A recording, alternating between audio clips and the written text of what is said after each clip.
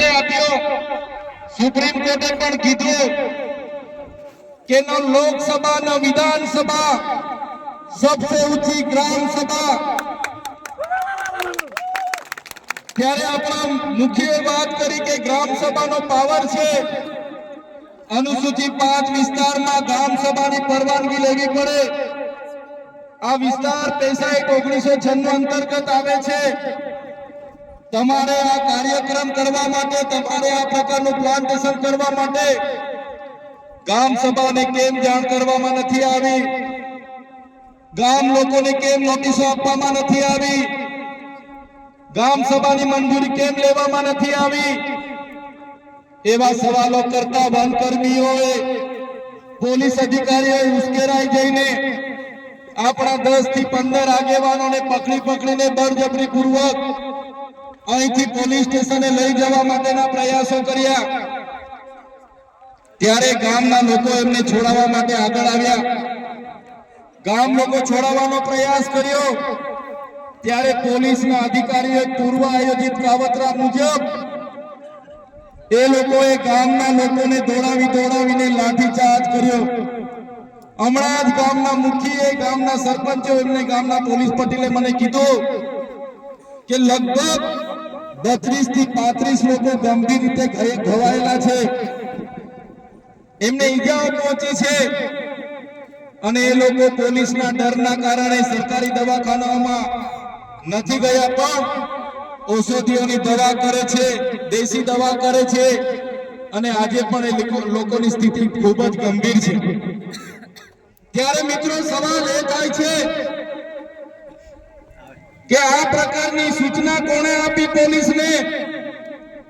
કયા ભાજપના નેતાઓએ પોલીસને મોકલ્યા? કયા ભાજપના નેતાઓના ઈશારે લાઠીચાર્જ થયો? કયા ભાજપના નેતાઓના ઈશારે અહીંયા 27 જેટલા ટીયર ગેસ છોડવામાં આવ્યા? અને કયા ભાજપના નેતાના ઈશારે અહીંયા 50 થી પણ વધારે રાઉન્ડ ફાયરિંગ કરાવવામાં આવ્યું? આ ફાયરિંગમાં નાસભાગ કરતા ઘણી માતાઓ, ઘણા બહેનો, ઘણા વડીલો ઈજા પામેલા છે। ત્યારે સાથીઓ, આપણો આદિવાસી સમાજ એ સંવિધાન અને સંવાદમાં માનનારો છે। આપણા લોકોએ સંવિધાનની વાત કરી, સમાજની વાત કરી અને વન અધિકારીઓ અને પોલીસ અધિકારીઓએ એમનો સત્તાનો ઉપયોગ કર્યો। ભાજપના નેતાઓના ઈશારે આપણા લોકોને ડરાવવાનો, ધમકાવવાનો ઉપયોગ કર્યો, આપણા લોકો પર લાઠીચાર્જ કર્યો।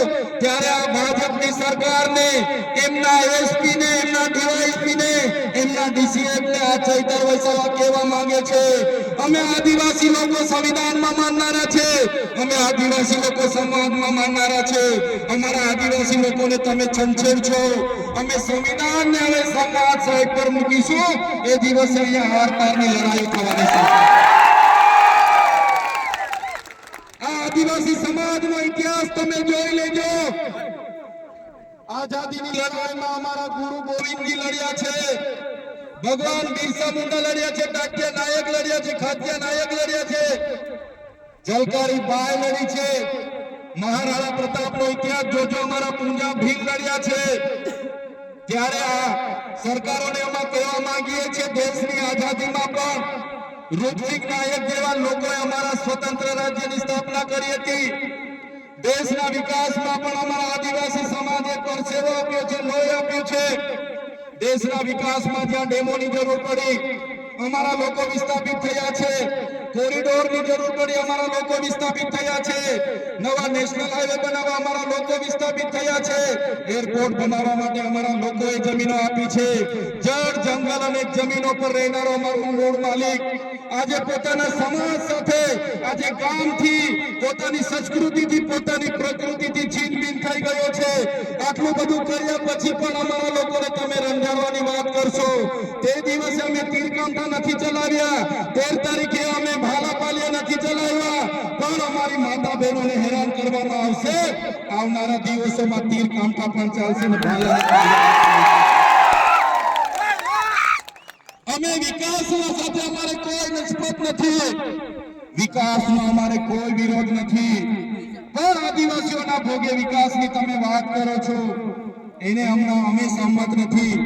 એક બાજુ આઝાદીના 78 વર્ષ થઈ ગયા, અમારા લોકો આજે આઝાદીના 78 વર્ષ પછી પણ 2% રોટલાઓ માટે અમારા લોકોને શહેરોમાં મજૂરી કરવું જવું પડે, અમારા બાળકોના શિક્ષણ માટે શાળાઓમાં શિક્ષકો માટે આંદોલન કરવું પડે, સારી શાળા માટે આંદોલન કરવું પડે, પીવાના પાણી માટે આંદોલન કરવું પડે, જંગલની જમીન માટે આંદોલન કરવું પડે, અમારી ખેતીના પાકના ભાવ માટે આંદોલન કરવું પડે, અમારા યુવાનો સાથે જે અત્યાચાર થાય એના માટે આંદોલન કરવું પડે, મારી બે દીકરીઓ માટે આંદોલન કરવું પડે.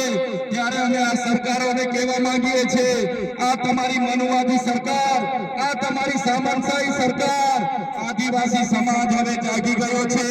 સરકારને અમે કહેવા માંગીએ છીએ, હવે અમારો સમાજ લડેંગે જીતેંગે, जिंदाबाद मुर्दाबाद, आगे बढ़ो. हाय सरकार, हाय हाय, आवेदन निवेदन હવે અમે કરવા માંગતા નથી. તમે પાડલિયા ગામ સાથે જે અત્યાચાર અમે કર્યો છે, જો આવનારા દિવસોમાં જે પણ લોકો પર એફઆઈઆર થઈ છે એ એફઆઈઆર રદ કરવામાં નહીં આવે તો આવનારા દિવસોમાં અમે પાલનપુર એસપી કચેરીનો ઘેરાવો કરીશું.